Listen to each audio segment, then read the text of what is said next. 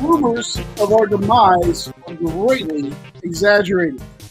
You're listening to the Let's Not Do This podcast on Thursday, January 18th, the year of our Lord, 2024. Is this our first show of the new year? Yeah, I believe so. Yeah. Look, I was out of town. I had some stuff happen. I don't know. I think we were all drunk last week. I'm not sure. I think it is our. Hey, greetings and salutations. We survived the holidays. Happy New Year. Happy New Year. Yeah, we got sitting alongside one of the unwise men. You got the Big O, Leon Oliver, and to my left, usually my far left, Scotty Too Hottie. How are you, sir? Not too bad. Not too bad. Up and down, gambling. I guess we should have kept doing the show. Those first 2 weeks that we missed, I was losing my ass off gambling. now we're back on. I'm having a winning week so far, so we'll see. I've entered into the portion of the gambling season where there's nothing in my accounts, and I am betting quarters on 20-leg, parlays to try to win $1 million. So I got that going for me. That's the same as always for you, ain't it? Sometimes I up it a little bit to maybe $4 or $5. No, okay. We're down to Quarterville now, which is great because ESPN Bet, no free plugs. They're doing that whole get $10 bet credit thing back if you play it through. So now I'm betting like a quarter and getting like 15 cents back or whatever. Oh yeah, they keep giving me those, and yeah. I got a couple free bets they just randomly give me. I like ESPN. Yeah, it's not bad at all. Well, we apologize for a little show. Life happens. Things happen. Ryan continues to be on his journey through the darkness, through the desert. He's kind of like Moses, just wandering, leading his people through there. Or he could be the prison camp, getting the John McCain and Hanoi Hilton special. Who knows where he is?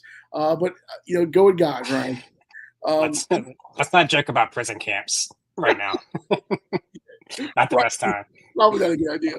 And speaking of prison, Chris's court-ordered community service hours have extended into the evening, so he's not with us right now. Or maybe he has a job. I don't know. I don't believe that he actually does have a job. You ever seen that TV show Martin? Yeah, of course. Yeah. Remember the guy was a Tommy? You ain't got no job? Uh-huh. Yeah, that's Chris. He just drives around aimlessly for hours doing nothing and somehow falls ass backwards into a paycheck. I have no idea what he's doing. But anyway. Yeah, maybe he'll forget he told us he was working. He'll pop up. Oh, I'm sure he will. Right. Yeah. You'll probably see him at the break room in like a Stuckey's after he got done like mopping the floor and cleaning the toilets and stuff. Did you imagine Chris cleaning a toilet, by the way? No. How? I'm sure he knows how. I'm sure he's had a couple of jobs where he's had to do that.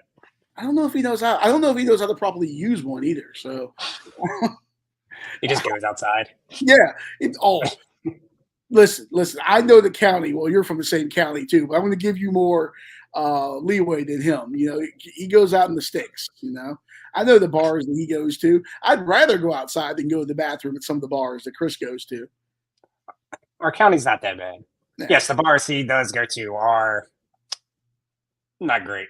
Yeah, that one bar where this podcast was born, it has the trash bag over the urinal that's been there since John Fox was still coaching in the NFL. Yeah. Jesus Christ.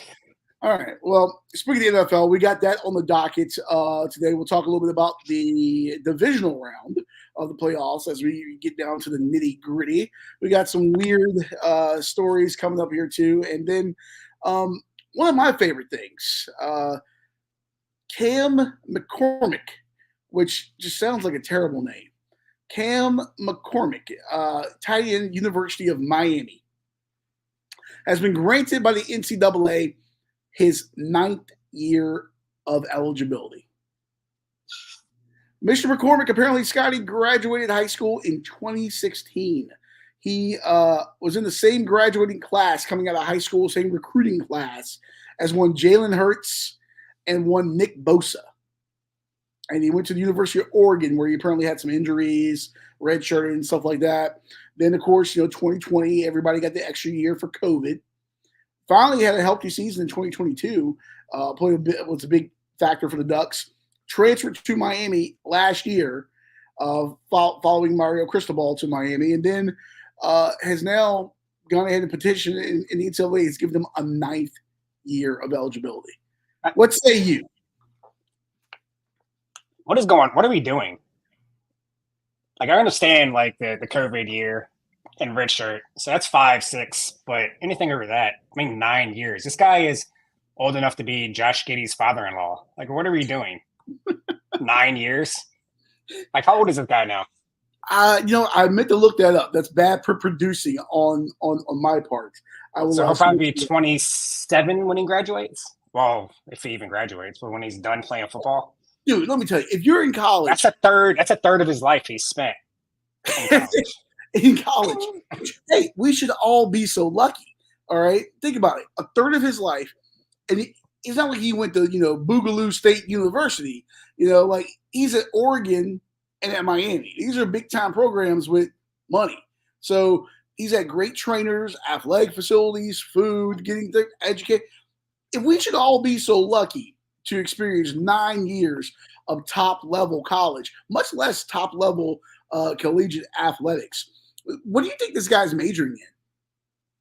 I was going to look that up, but I got busy earlier. Do you know?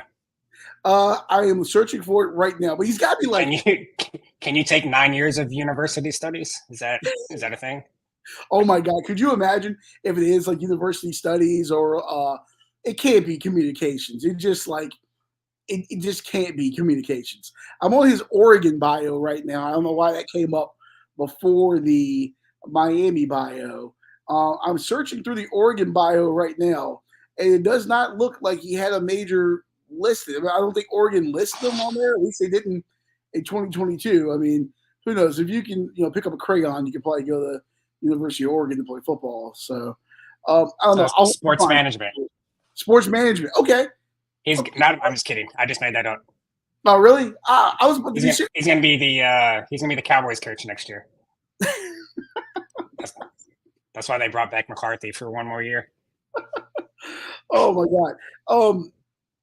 If it was sports management though, that would make a lot of sense. Miami has a phenomenal sports management program, phenomenal business program and stuff. What's crazy? I'm on Miami's website now, and I'm going to his page. I'm going to see, can I share this here? And I am not seeing anything about the major unless I'm overlooking. And I feel like okay, I found something. Oh, you got it? It says, while at Oregon, he earned a bachelor's in journalism and communication and a master's in advertising and brand responsibility. Okay. So, not bad. That's good. He's going to be advertising exec or something. I can see that. Good for him. Good for him. But what is the NCAA doing?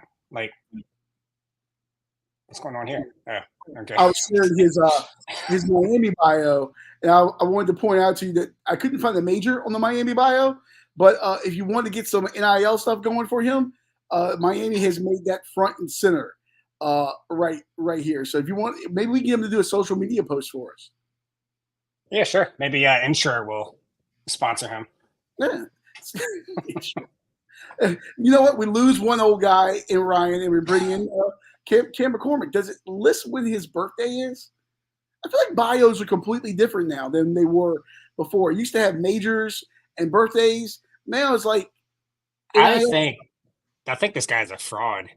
You got some Bishop Sycamore going on. Cam McCormick. You can't. It took forever to find his major. Yeah, no information. So here's the thing. I think he's missing a golden opportunity, or Hollywood's missing an opportunity. Certainly, this is a farce, as you were alluding to with the NCAA. Like, no one thought when these rules were put in, someone's going to be in school for 9 years. Oh, you can take a medical red shirt. Oh, COVID year. Certainly, NC State had Bradley Rosner. He was an 8th year guy this past year, transfer from Rice. Isn't there a college basketball player that's in his 8th or 9th year? Probably. Yeah. I wouldn't doubt it. No one thought someone was going to be in school for 9 years. But you've seen Van Wilder, right? Yes. Have you seen Van Wilder, The Rise of Taj? No. I know of it, but I haven't seen it. That's a sequel that you should probably be glad that you did. And have you seen Van Wilder freshman year? No. That was the prequel, which once again you'll probably be glad that you didn't see. But I'm going to pretend that the prequel didn't exist. And I'm going to go ahead and say Van Wilder 3, Miami Nights. That's my movie, and that's our starring guy right here, Cam McCormick. And I got this movie down pat right now. Okay, here's my story, Scotty, and I might need you to finance this story. Okay, Cam transfers to Miami, which he already is there. He becomes embroiled in a love affair with Tara Reid. Was in Van Wilder, right? Yeah. Tara Reid has a hot daughter that goes to Miami in this movie. That's a dancer on the dance team. And she's about to flunk out. And so she decides, how am I going to stay in school? She comes up with the modern day version of topless tutors, like Ryan, what was his name? Van Wilder did in the movie. A la, we make a phone call to Van Wilder, who's broken up with Tara Reid's character. This is how they get back together, and then it's all the zany hijinks of a football player and a dancer trying to run topless tutors while trying to stay out of trouble with their respected squads for running a topless tutors business. Meanwhile, you have the subplot of Van Wilder getting back with Tara Reid's character. Van Wilder 3, Miami Nights. That's better than anything right now. It's better than anything else. I was looking at movies in the theaters now. So, yeah, you're probably right. Probably would be the best thing out. Got to get Bert Kreischer in there somewhere, though. Well, I can take off my shirt. Well, no, that movie's was based off of him. Oh, really? Yeah, because he was in he was partier of the year in college. He was in college 6 years or something in the Florida State, I think. But yeah, he was on a Rolling Stone magazine. Did an article on him being partier of the year, and then they took that, and he claims he's never even seen the movie. I guess he didn't get paid off of it, but yeah. So Bert Kreischer has done something besides not be funny and take off his shirt. I don't see the feel of this guy. And yes, he can buy and sell me right now. I understand this. But yeah, his comedy does leave something to be desired, but he does have one of the best stories of all time. The machine story. Yeah, that was pretty good. I'll give him that. That was pretty good. I finally did learn of that this past year, so that was pretty good. But I don't know. I think there's a movie or something there. But here's the thing: he gets a 9th year of eligibility. I remember NC State had a guy Chandler Zavala, offensive lineman, who's currently with the Panthers. He had to fight tooth and nail to get a 6th year. There's other guys. I remember Tez Walker, receiver from Carolina, missed a good portion of the season, trying to become immediately eligible after the 2-time transfer. How do you justify Tez Walker not being able to play immediately? But this guy's been in college for almost a decade. It's just par for the course for the NCAA. They make no sense. I think Tua's brother got rejected for his 6th year. That's why he's entering the draft. Yeah, Talia Tagovailoa. Yeah, I wasn't going to try to say his name. Somebody made the best gif ever with that. It was, remember the Fresh Prince where Uncle Phil would throw Jazz out of the house? Yeah. And they were like the NCAA, how fast they threw out Talia's application for a 6th year. Throwing them out of the house. It was I laughed out loud. I legitimately slapped my knee. But yeah, there's no way in hell he was going to get a 6th year. And but then this guy gets a 9th. I don't know. If Talia had gotten another year, maybe he could have transferred to Bama because everyone else is gone. The last person in the state of Alabama that's left, turn off the lights because I don't think they have any players, Scotty. They might be calling you. Hey, give me some NIL money. What would you do? You can't. I'll be the 3rd string safety or something. Whatever their deepest position is, I'll be like the 4th or 5th string. You know what? Go ahead and get my favorite saying ready. There's a couple things that's working against you there, Scotty. A white safety in college football. Aw. Oh, it's not coming through. Yeah. That's what she said. Well, that might be racist. Wait. Hold on. That might be racist. There we go. Yeah, a white safety in college football that's like, what are you, like 5'6"? I'm 5'9.5", thank you. Oh, Roy C, the 5'9", get out of here. Did you know Saban was a defensive back in college? I did not know Nick that. Saban. Yeah, I went down the Nick Saban wormhole a little bit today. The mighty Kent State Golden Flashes. I did learn that he was on campus when the National Guard opened fire at Kent State. I did learn that. Oh. I think he was smart enough to get the hell out of there. Yeah. Yeah. All right. Well, we'll see what happens with this whole 9th year saga. All right. Well, let's go do some picks here. So I don't have a graphic load. Actually, I do have a graphic loaded for your first 2 picks. We're going to do 4. We usually do 3 NFL and 3 non-NFL. We're going to do 4 NFL this week because there's 4 divisional games and 2 non-NFL.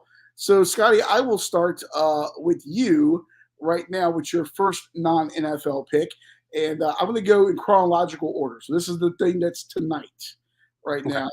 Oklahoma City at Utah tonight, 9 p.m. Valley Sports, Oklahoma. And Valley Sports, they were just bailed out by Amazon, weren't they? $100 million bailout there. So Jeff Bezos making sure people can watch the Thunder. And then KJZZ, which looks like KJiz. I would definitely change the name of that station, those call letters and all of them. But what are you going to do? So Thunder, Jazz. I don't think I know a single player on either team. Actually, no. Donovan Mitchell. No. He's we referenced one of the Thunder players already. Or I did. Mr. Josh Giddey. Oh, I just laughed. A polite laugh. I didn't know who the fuck that was. Yeah. And apparently it's okay. Apparently he's fine. No consequences, no nothing, but we won't even get into that. But yeah, so my pick here, I'm actually going with a player prop. Typically I like finding an under because there's just so many variables for an under a hit, like a blowout or fouls, off shooting, anything. But I'm actually going with the under here. Shai Gilgeous-Alexander over 31.5. That's a big number, but he scores a lot, and he's had 2 down games. I don't see him having a third in a row. The over-under for the total in this game was 244.5, and I looked at it earlier. So that's a lot of points. So I think SGA is going to have a lot of opportunities. Like I said, he's not going to miss this 3 games in a row. The 10 games before the last 2, he went 7-3 to the over this number. So, yeah, I think he's just due. He's going to come out aggressive, get out of his funk. So over 31.5. Okay. And Utah has fresh legs, right? They were supposed to be coming off of a back-to-back, but unfortunately their game yesterday was postponed, right? Yeah, and they started off the year pretty bad, and they're rolling right now. I think they've won 6 in a row, so that's going to keep – the game is probably going to be close. That will get rid of that chance for the blowout where they bench players in the fourth quarter. Yeah.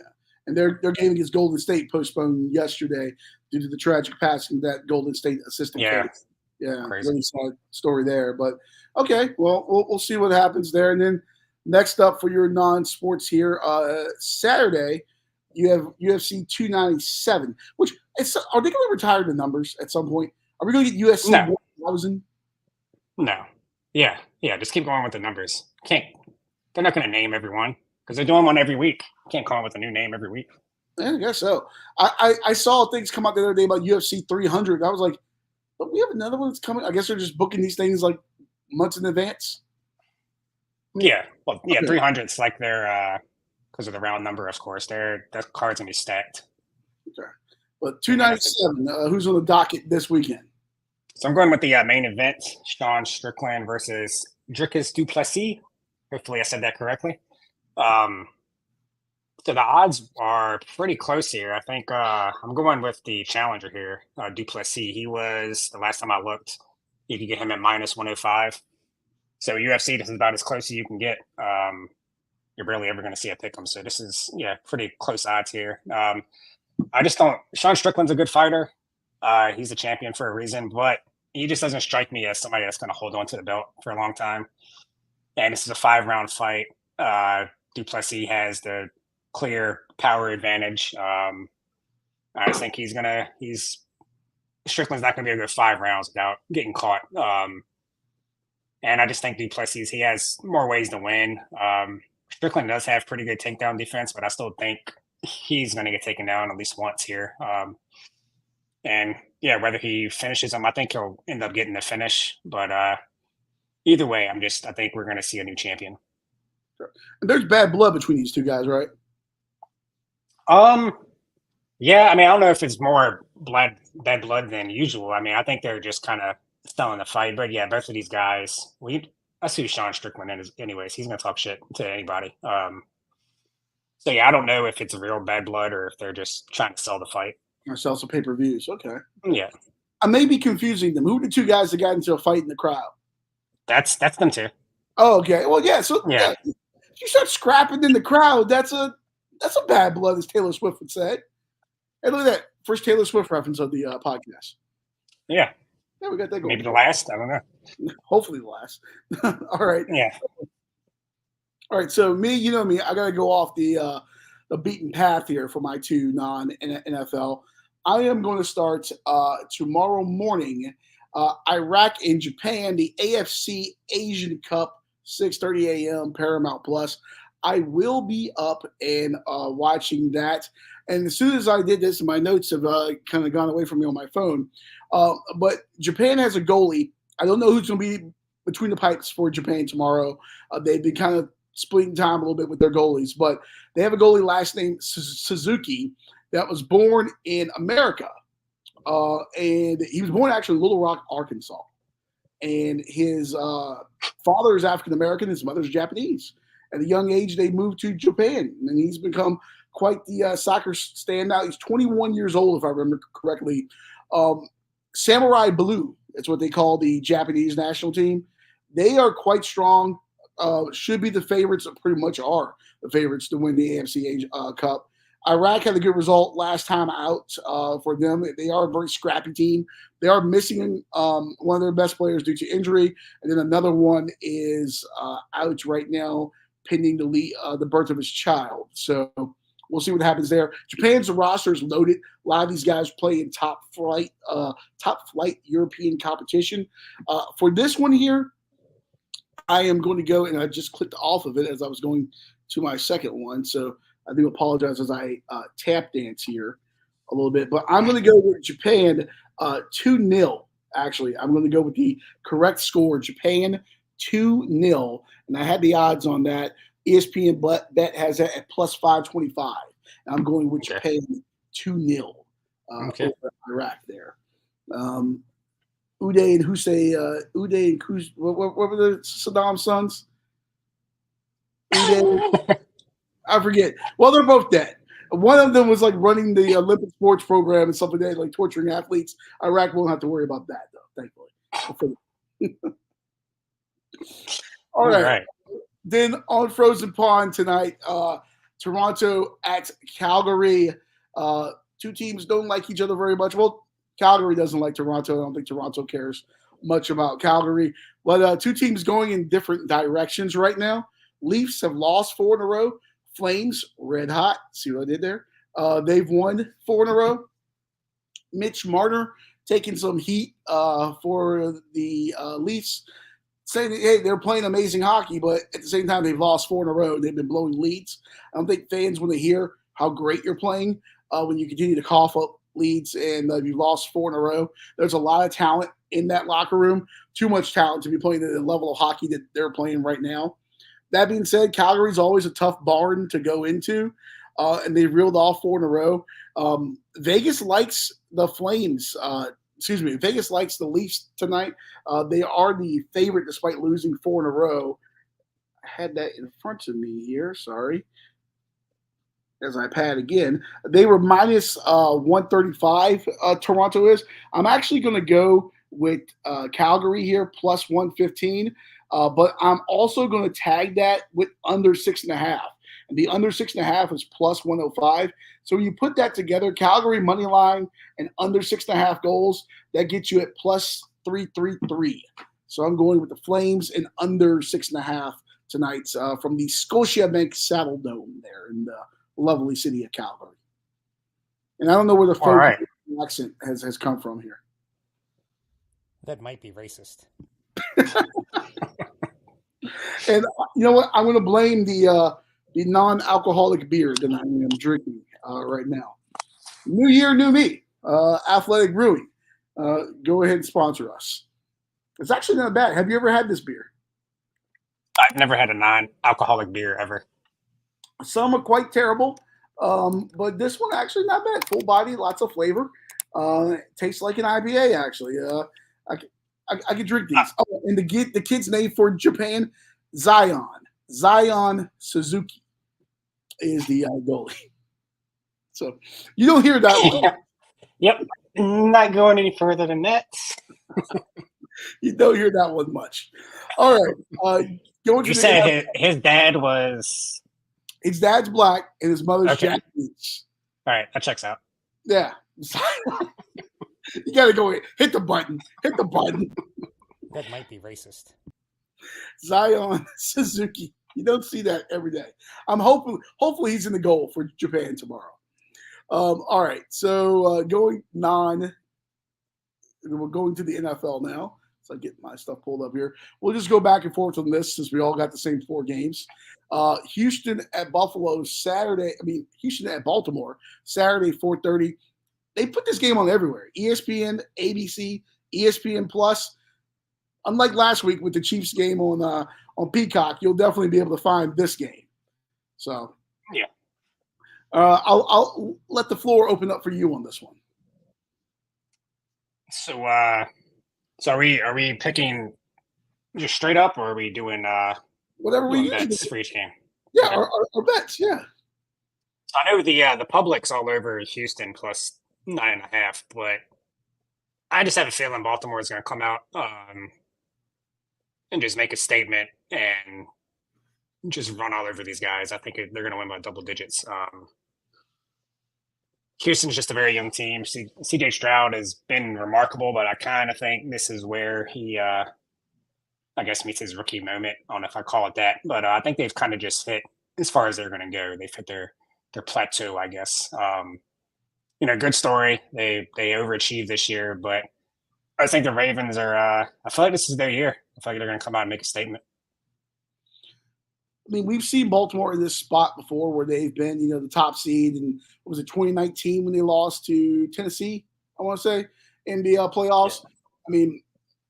Lamar really has a chance, put it up in MVP numbers, has a chance to really go out and submit everything this year. They've had an incredible season. Baltimore is a tremendous home support, super hard place to go into and win a game. I'm kind of right there with you that Houston's been a great feel-good story. It's the second best feel-good story in this playoffs, behind the Lions, obviously. But yeah, eventually they're going to run into the big bad bully, and that's what Baltimore is. I love the way that they play football. It's just no nonsense. We're going to line up and punch you right in the face, and we're going to do it and do it and do it. They hit hard. They run the ball. They're well coached. The road to the Super Bowl is going through Baltimore. In my opinion. And I don't know if there's anyone that can beat them right now. I'm going Baltimore. And on ESPN bet, it's at 9 right now. I think Houston might get a late touchdown, maybe to make it a little bit more respectable. That 9 feels a little big for me, but I'm going to go ahead and still take it. I'm going to take Baltimore minus 9. So that's where I'm going to. I kind of like the, the under too. What's the weather? It's supposed to rain, or that's not rain. It's supposed to snow, like in the Northeast, right? I know it's supposed to be really cold. I don't know what other elements are going on. I'm not sure. Nasty cold weather, something you don't want to be out in. All right. Well, speaking of nasty, Green Bay going to San Francisco. Well, actually Santa Clara, but San Francisco, we all know, dirty, nasty city. But did you hear the comments from the Cowboys cheerleader about the Packers? No.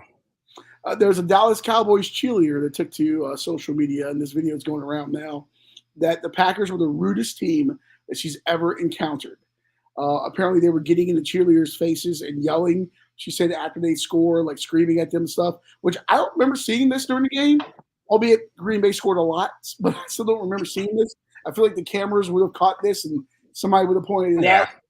She said they were saying stuff to them. Didn't imply like it was anything sexual or anything. She didn't, at least her video didn't give that feel. She never said anything like that, but just seems like they were being rude. And I guess she felt disrespected. And she was like, hey, if you got in the player's face yelled, it would have been unsportsmanlike conduct. As I forget to switch the thing here. If you got in the player's face and yelled, it would have been unsportsmanlike conduct. But you do it to a cheerleader, and it's nothing. It's Dallas. I'm okay with it. Who knows? They're probably over by some fans, and they were just yelling in general. Probably wasn't directly at them, but who knows? Yeah, which is a very good point because the cheerleaders, too, usually have their back toward the field. So they're usually not looking at the players. So I don't know. But who knows? We'll see. I'll start off on this one. Green Bay, I mean, this is a team that everyone thought, hey, these guys are going to be good maybe a year or two from now. Like, I don't think anyone thought that you lose Aaron Rodgers. There was a lot of, is Jordan Love the guy going into the season? What are these young receivers going to do? This team, I think, like, they're playing with a ton of confidence. They don't know that they shouldn't be here, I feel like. They're just confident. They're young guys, and they're going out there and doing it. I think this story comes to an end, though. You go out to Dallas. You beat up on them. You go back home. They get to fly back across country to San Francisco. 49ers are rested. They're healed up. I don't think this is a good matchup for Green Bay. The way that San Francisco wants to play, how physical they are, I don't think it's a good matchup for Green Bay. The line on this one right now, ESPN bet, is Niners minus the 9.5. I'm just going to go with the over-under, which is 50.5. I'm going to go under 50.5 for this game. I think San Francisco wins comfortably, but I'm going to go under 50.5. Yeah, so I agree with you on the spread. I kind of have the same feeling on this game as I do about the Baltimore-Houston game. Green Bay's a young team. Like you said, they weren't supposed to be here yet. Just got young guys everywhere, and they go and they're feeling pretty good about themselves after just killing Dallas. But that's what Dallas does. Like, we've seen that from them over and over again. They have all this talent. They get to the playoffs and they fold. So I don't think it might be a little bit of a false sense of confidence coming into this game. San Francisco is going to run the ball, which Dallas could not last week. The one thing that did surprise me more than anything was how they were protecting Jordan Love last week. Like, he looked like he was just comfortable the whole game. I don't quite see that happening again. So maybe a turnover, maybe not quite the number he's been putting up. And just like Baltimore, I think they're on a collision course with San Francisco. They're going to come out looking to make a statement. I think they're going to run it down their throat. All those weapons they have, they're going to get some pressure, and I see them winning by double digits. Okay. As far as the over-under goes, yeah, so my pick would be minus 9.5. But I do like the over in this game, actually. I can see Green Bay will put up some points. If they're down big, they'll probably score some late. So I see it getting over the 50 points there. Okay. Well, officially, you're going San Francisco minus 9.5? Yeah. Okay. Then I will let you go with America's team right now, the Detroit Lions. I'll let you start this one off, which is a weird start time, by the way. I kept looking at that. Is that right? 3 o'clock? It just feels like a start time. Yeah, they do that on playoffs Sundays. Yeah. So my official pick will be let's see where the line is now. I'm going to go the over in this game. It says over 47 on DraftKings. I don't know if I trust that. Let me. So the ESPN bet right now is saying over under 49.5. All right, let me look on DraftKings real quick. That's what you okay, yeah. So over. Well, I have the Action Network, but sometimes it's not. It doesn't get updated fast enough. Damn you, Darren. So wherever the best number is, whether it be 48.5, 49, 49.5, I think it's getting to 50. It's going to be indoors. Hopefully, everybody in the Tampa Bay media knows that now. I don't know if you heard the question that reporter asked. Well, you know what? If I may, that's what happens when you send a news reporter. Like, a lot of stations don't have sports departments now. like local TV stations, and you just send someone to ask a question in the pool. They have no idea what's going on. They're just looking for a specific soundbite. That's what happens. For those who don't know, a Tampa reporter asked, drawing a blank. What's the coach's name? Dan Campbell. No. Todd Bowles. Bowles, yeah. She asked him how they were going to deal with the cold weather in Detroit since they were going from Tampa to Detroit. And he was just kind of like, they're indoors. Like, how do you not do your homework? I don't know. Maybe they could have catch a cold getting off the plane. Maybe you're going downtown. Maybe get a bite to eat. There's some great Polish food in Detroit. Maybe those guys get cold. Maybe they fall on the ice. Maybe those are the elements that she's talking about that will come into play. Maybe. Who knows? But no, indoor game. Both teams are going to put up points. Detroit, they're going to keep rolling. I think they win the game, but I think Tampa's going to score some points too with Mike Evans and Godwin. And yeah, so I think it would be like a 34-23 type of game. As far as the spread goes, I guess I would go, I guess I'll say like 34-28. I don't know. I think if I had to pick, I'll pick Tampa plus the 6.5. But that I really don't have a strong feeling one way or the other. I'm with you on. I think there's going to be a lot of points here. I mean, Detroit's defense has played better over the last few weeks, but they've given up some points this year. Tampa just finds a way, man. And you're right, with Evans and Godwin, they have weapons. Baker's playing good football right now. This is my upset special of the week. I'm taking the Bucks straight up, plus 250. I think, look, everyone's on the lines. Everyone feels good about it. It's a great story. I'm happy for them. I'm happy for the city. Here's the thing. They're not used to playing with expectations now. You got it done last week, the emotional game against Matthew Stafford and all that. That was a big emotional hit, that playoff game, that atmosphere. Now can you do it again? And they haven't been in this situation before where you have to rise and do it again.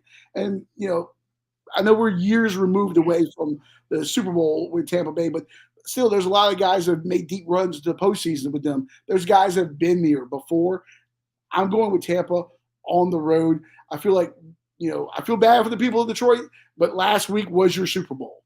Tampa's going to go in, get the win this week. Yeah, the only thing that scares me off of Tampa is Baker Mayfield. Like, I know he's playing well, but can I trust him to actually go into Detroit and get to the conference championship game? I don't know. I just need him to wake up and live dangerously or whatever it is. Just not do that. Just no turnovers. You don't need to be a hero. You got good talent around you. We don't need a hero. And then speaking of talent, in Buffalo, Kansas City at Buffalo, the first road playoff game for one Patrick Mahomes. Have you heard that? Have they talked about that enough yet? We don't know. So I don't listen to a whole lot of like sports shows because they're all the same. So I really only heard it a couple times. Yeah. Well, last week, even during the game, they were like, "Oh, the first playoff road game for Patrick." We get it. We don't know if Her Majesty Taylor Swift will be there. I imagine she will be. Taylor Swift meets Bill's Mafia. That's a good episode. That feels like an episode of It's Always Sunny in Philadelphia. Yeah. Have you seen the meme of it's like Taylor Swift booking into the nicest hotel in Buffalo and it's like a shitty apartment? I have seen that. Maybe, maybe she'll come out there in a bedazzled Travis Kelce jacket, maybe a hoodie. Maybe she'll go out there with Bill's Mafia. Maybe she'll jump through a table, maybe with a Stanley Cup in her hand, jump through a table. Maybe we see some sort of merging of the Swifties and Bill's Mafia. Yeah, they might throw her in a pit, so I wouldn't do that. That's like a thing. Have you heard about that? They've been going ever since they've been on this win streak. They've been throwing a fan into the pit each week. The pit is where they're building their new stadium. I don't know how deep this pit is, but could someone essentially be paralyzed or die? Well, yeah, I think they keep having to go to the hospital for it. I know the first person did. No, the first person had. I think the first time it was an accident, and the person was hospitalized, and so they were like, "Hey, I guess that's the reason why we won." Fucking Bills fans. You know what? I need to see a collaboration between the Bills and that crazy guy that's on Instagram. The Juggalo dude. I think his name is like Show something with like 87,000 numbers behind it. But the guy that's like, and he like jumps through the bar. Oh, yeah. I can see a cross up between them. You know, which He's probably a Bills fan. Looks like you, Scotty. If you like grew your hair out a little bit more and gained like 75 pounds, got a little bit shorter. Looks like you. No, he doesn't. Not even close. Maybe if you got fired and let yourself go, you know. Okay, yeah. That's fine. I'll take that. Once this podcast gets us canceled and fired, that'll be you. You'll be jumping through old microwaves for content online. Probably get more subscribers than this thing. All right, well, going back to the task at hand, Kansas City at Buffalo. As much as it pains me, and as much as I hate Kansas City, I hate Taylor Swift, I hate everything associated with that fan base and all this stuff right now, I'm taking the Chiefs plus 130 on the road straight up. Buffalo, their defense is too hurt. Their guys are dropping like flies last week. There's lots of injuries there. I love Josh Allen. I think he's a great player. I don't trust him to not do something stupid when the game is on the line. Some sort of crazy left hand, underhand pass or something like that. You know he's going to fumble the ball at some point. Just Patrick Mahomes, been there, done that. Just print it, you know. Kansas City, they had the experience. Karlaftis is going to make a play. Chris Jones is going to make a play. Somebody on that defense, which they have not gotten the credit they deserve this year. Somebody on that defense is going to force Josh Allen to do something stupid. That'll be the difference in the game. We'll see 8,000 cuts to Taylor Swift's suite. It's going to make me nauseated, but I'm going with Kansas City. I don't like how much we're agreeing here, because I pretty much most of what you said is the same reasons I'm going with Kansas City, especially with the it's actually +3. It's -120 at ESPN right now, but everywhere else is +2.5. But I think Kansas City wins the game outright. And actually, I'm going to bring Taylor Swift back into this. I think Travis Kelce is going to have a monster game because he pretty much has to. He's making her come to Buffalo for a day. He's got to make it up to her somehow. He's going to have to go off. And I think he will have a good game. We have this narrative right now that, Buffalo's playing this really good ball. They've won all these games in a row. Kansas City's having a down year. Their offense stinks. But you look at last week, they kind of had the same game. They were both in bad weather. They both had the strong arm quarterback. It was able to move the ball. But I just think I think Kansas City, that might have helped them last week because I think they realize now, just keep it simple. Throw it to Travis Kelce. Throw it to Rashee Rice. Those are the two guys to trust right now. Give it to Pacheco. So Pacheco wasn't playing. Buffalo beat them 2017 earlier in the year, but they didn't have Pacheco, and I think he's a big part of his offense. But yeah, I think these are two very evenly matched teams, and when that happens, give me Mahomes in the playoffs. I don't care if it's his first road game or whatever. Like you were talking about Josh Allen, I could see him doing something, throwing a pick, fumbling the ball, trying to do too much that can turn this game. And that defense of Kansas City is really good. And like I said, I think Mahomes has found a receiver he trusts now. So Rice and Kelce and everybody else can play off of them. Yeah, give me the Chiefs. We are literally seeing a star like born before, our eyes each week with Rashee Rice. I mean, like literally, where did you go to college again? Let's look it up. Oh, let's see. I forgot. I knew it off the top of my head, and then I forgot. But I mean, SMU. Oh yeah, duh. SMU. ACC member SMU now. Welcome. Yeah, ACC. Maybe they'll honor him in Charlotte one day, the ACC championship game. You know, ACC great. Rashee Rice. You know how they do like at the ACC tournament for basketball? It's like teams of the ACC, and they bring in like Bimbo Coles from Virginia Tech. It's like, motherfucker, you were in the Metro Conference. Like ACC great. Get the hell out of here. Virginia Tech, by the way, playing like they should be in the Metro Conference still right now. But that's a story for another day. We were down 5 points with like a couple minutes left. I thought it was a blowout.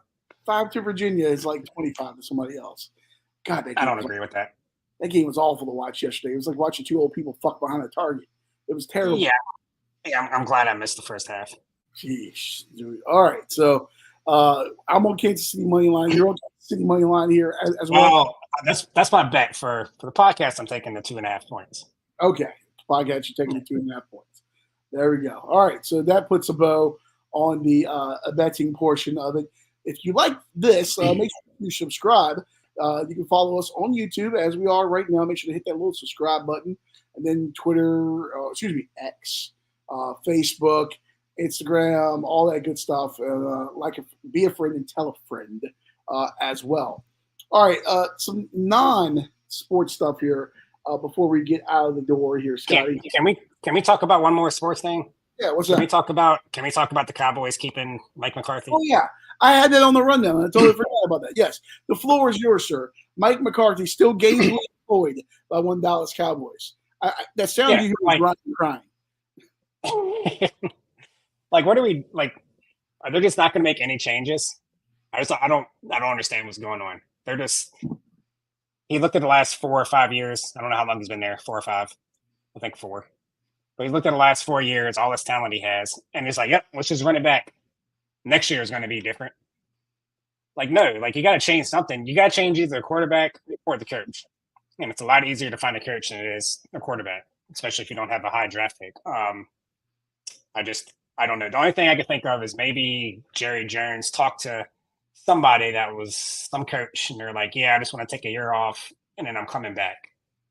So my crazy prediction here: next season, Nick Saban's coming back. Oh, Dallas Cowboys coach. Things that would never work for 1,000, Alex.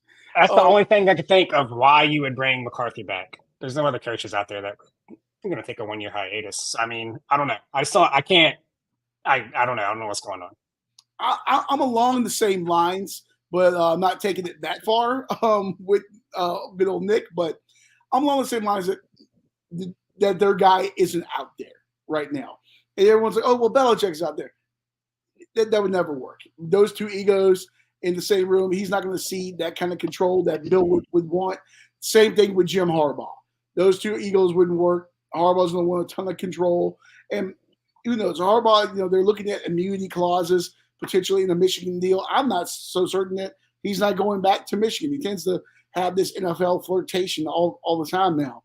I don't know if their guy's there. Maybe they hope that Mike Tomlin does one more year in Pittsburgh, gets fed up and leaves. Or maybe they think maybe Mike Vrabel will sit out a year or something, and maybe they'll be in a better position for them.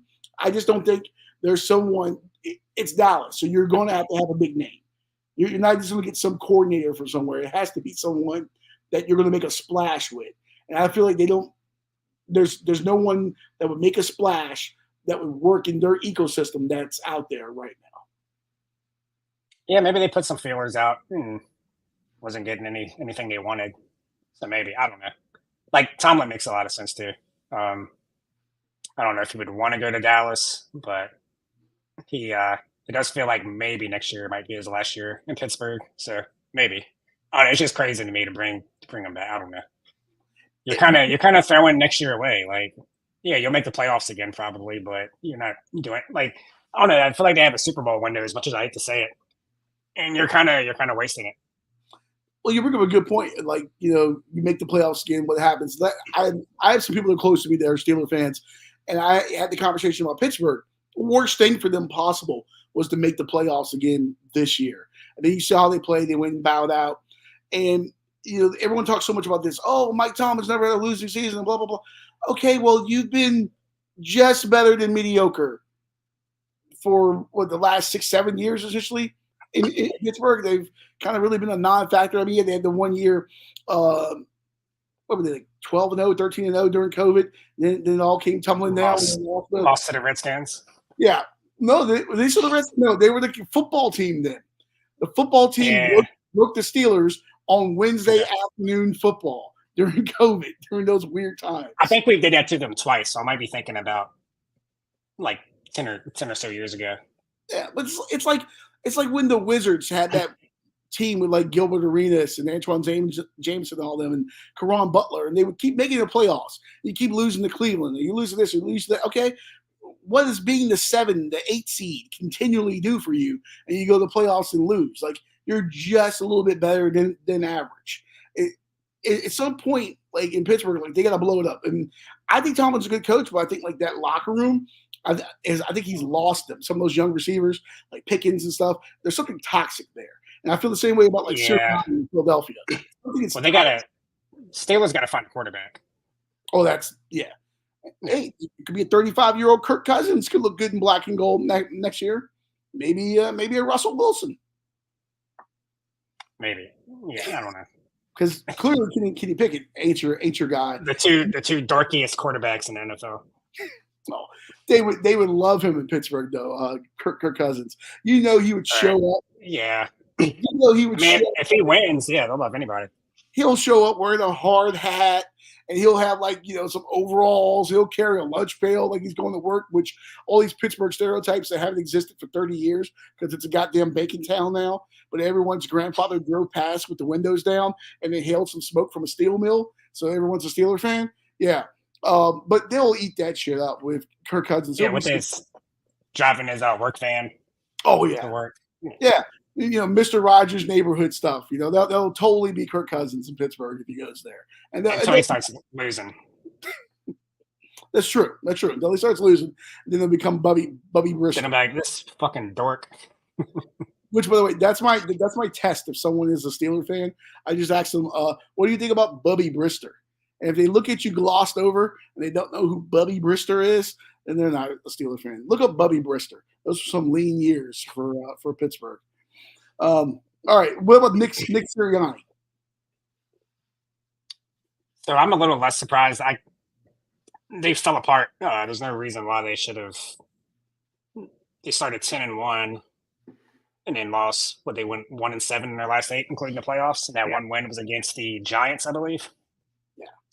So that definitely does seem like that locker room is something's going on there. You've heard everybody talk about just the effort in the playoff game just wasn't there. Something's going on. But, they were just in the Super Bowl last year, so I think you do give him one more chance. So I do agree with that. But they got to do something next year because we've seen how good they can be.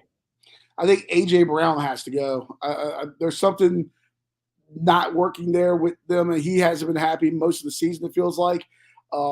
He's a big piece. He's one of the best receivers in the league, but from a chemistry standpoint, something's not meshing there. If you're going to keep Sirianni, I think you got to look at some of the personnel parts, and it may be addition by subtraction just to switch the energy up in the locker room. And you could probably get a pretty good haul where you could rebuild some things, maybe on the defensive side of the football. Maybe, if if Jason Kelce does walk away, maybe get some picks to help out on that offensive line. But there's definitely something that's missing there. Something's toxic. Have you ever seen a team, especially a team that with that much talent, like start a playoff game and just look listless? Like they did not want to be there. Yeah, it was worse than the Cowboys. At least the Cowboys showed some fight at the end. I don't, like you said, I don't know, but it's got to be some kind of chemistry thing. Just a missed tackle after missed tackle, guys just not even really trying. I don't know. Yeah. So not a very good look. Wow. Well, but I enjoyed it. Well, I'm sure you did. Yes, I did as well, actually. Speaking of not a good look, last thing before we get out of here, there's a story that I saw where is it? It was from Jalopnik, which is owned by the same company that owns Deadspin, but they don't put out like crap like Deadspin does, which is nice. But it's very auto-focused and stuff. So they were asking, like, these are the worst experiences that you've ever had as a passenger. So, people drunk driving, maybe distracted taxi drivers, someone going through like an active war zone and stuff like this. I have a very tame one. It's actually more funny than like bad. I have a friend who was living in California, I hadn't seen him for a couple of years, and I was living in Charlottesville at the time. He came back. We were hanging out. We had a lot of beers, so we decided to Uber back where he was staying. while he was in town was not far from my apartment. So we figured we'd split an Uber. And this is the early days of Uber. Actually, no, I'm sorry. It wasn't even Uber. We got a cab. This is pre-Uber. We got a cab. And it was one of those cabs, too, where you pay with a credit card and it does a little thing where it like slides across and makes an impression. Well, this guy got pulled over, the cab did. And I'm sitting there and the cop's talking to him. I'm like, hey, bro, I don't mean no harm, but like, I don't got to pay for this, right? And the guy looked at me like, you fucking asshole. Like, I'm being paid. I'm sitting there, I'm just watching the thing. He's like, $20, $25. And I'm sitting there, like, just watching the meter because, the cabs are running on the meter. Like, whether you're moving or not, that meters are going. I forget, like, exactly how. I ended up getting, like, a refund or something somehow, some way. But, yeah, I was not too happy about that. That's crazy.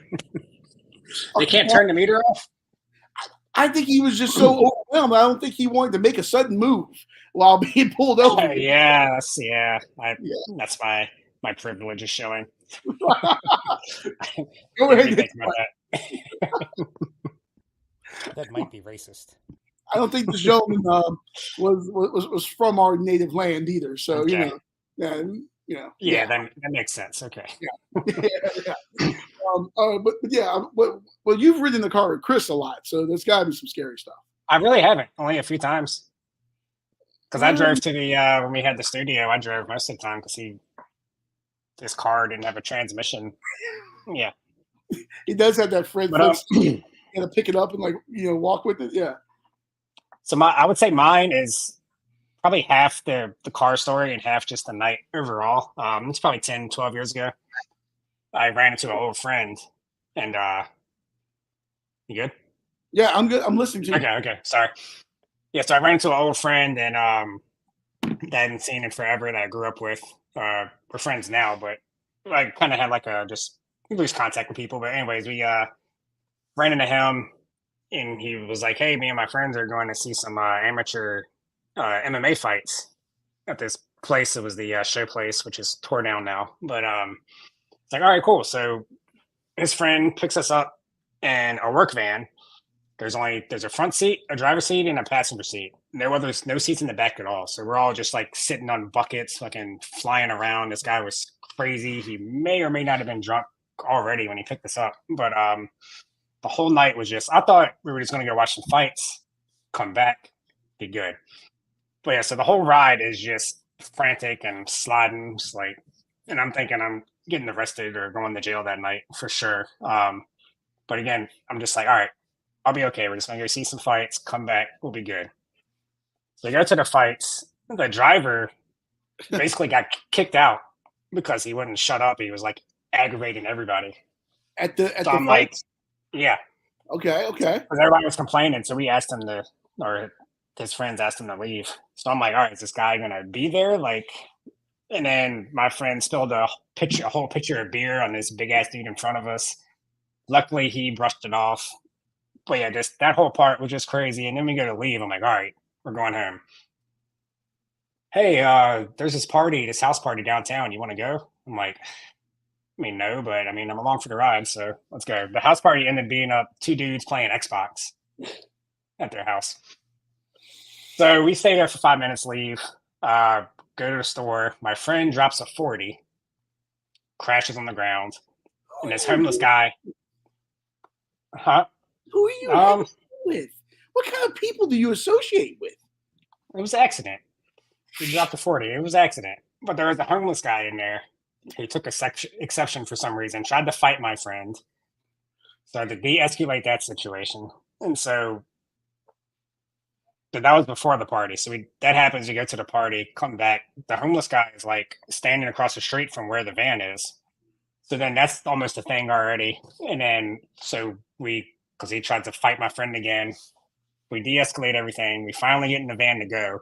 The guy driving freaks out and he's like speeding through an alley, like the alleyways downtown. So I'm just like, bro, I'm about to die. But we get out. Yeah, so we get through there and then he calms down. I'm like, all right, we're good. Then we're going to go into a strip club, the dirtiest strip club I've only been to like 2 or 3, but this one was disgusting. The story's picking up. So you get in there, and somebody I knew somebody in there that thought they were about to get in a fight. So I'm just like, man, just get me home. Like, ridiculous. We left there. The ride home wasn't that bad. But yeah, just like I was just in the shitty ass van sliding around thinking I was going to get locked up or wrecked or die the whole night. So you got picked up by the bang bus. Could have been. Yeah. Yeah. But there were no girls. No girls. Nope. And Not a you one. went to a party with guys playing Xbox. There was 2 dudes playing the Xbox, and they called it a house party. Yeah. Were you assaulted in any way? Because No. this could have men in the bang bus band picked you up and took you to a sausage party. This could have gone really badly for you. There were supposed to be girls at this party, so Well, let me tell you yeah, something. I don't know. In a room playing Xbox, ain't no girls coming. There's Yeah. a greater girl repellent than I'm going to sit in my room and play video games. Unless you get one of those video game girls, and they're kind of weird. And so, Yeah, something must have been lost in translation for sure. Not a fun night. Yeah, well, at least it didn't keep the meter. At least it didn't keep the meter running. So you got that going. That's true. Yeah, That's true. Did they, The fights are fun. Did they sign the bang bus like they? I'm sure some people probably signed it. Did you not sign a pretty it? man. Did you sign it? No, I was fearing for my life. Okay, well, Yeah. there's always next time. There's always next. Yeah, you don't really sign shit when you're terrified. There's a joke that I'm not going to make, but I could make. And at that note, we will end this monstrosity as you bump us out of here. And where can you?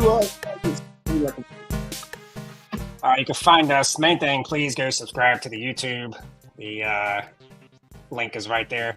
Yeah, go like and subscribe. But you can find us on Let's Not Do This podcast on Facebook, Instagram, TikTok, Threads, if anybody's still on that, and _ Let's Not Do This on Twitter. Yeah, the last person on Threads, turn out the lights. And maybe next week we'll have a Chris Life update. I hear he's transitioned. Later.